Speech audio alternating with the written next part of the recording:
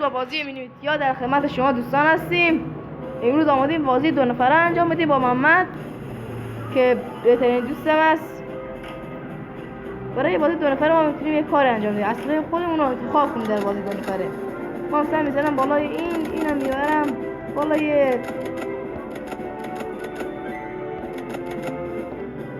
این یکی میزنم.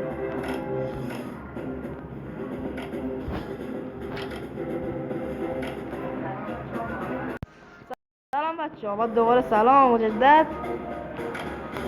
خواهی با من بازی کنیم. امروز با محمد وارد بشیم. محمد آقا رنگتو انتخاب کن و بیا داخل بازی. یه بازی 5 دقیقه میخوایم بازی کنیم برای شما. بازی رو میذاریم روی این اصلا اون رو انتخاب میکنیم. محمد آقا استارت کن.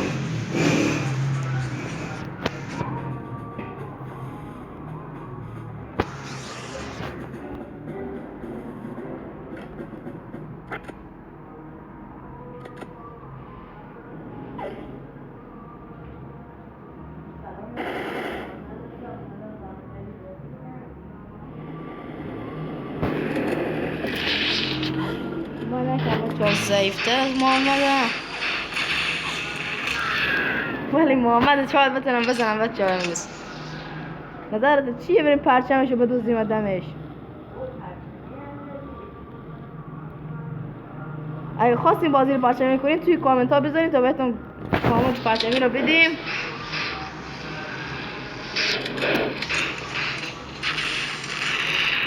کامنت پرچمی رو که بهتون دادیم میتونید بازی رو پرچمی کنید.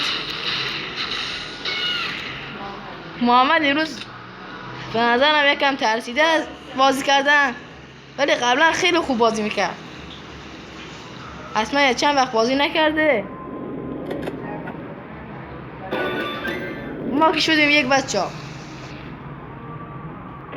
ولی محمد رو ندیدم از کجا رفته.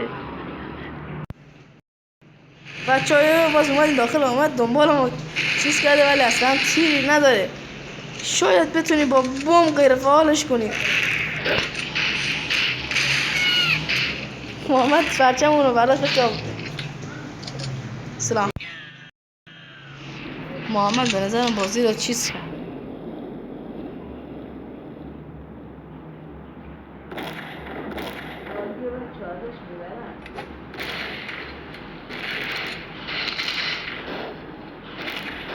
بازی رو بچه میخواد از کسی که گیم پلی داره ببره.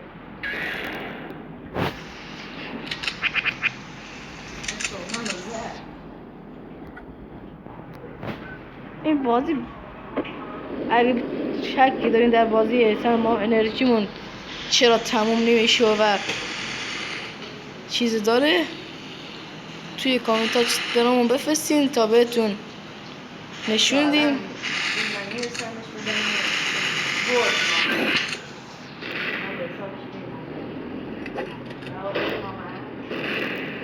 بچه ها پرواز کرد ماما گیم پلی. پرچمون رو خواست برداره نتونست.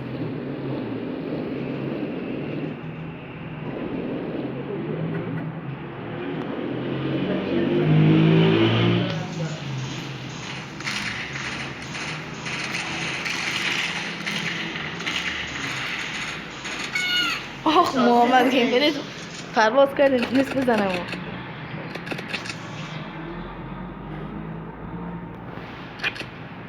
محمد امروز یکم ضعیف شده ولی قبلا بسیار. یه شاید چون نگم دارم فیلم میگیرم. محمد امروز بازی میکنه.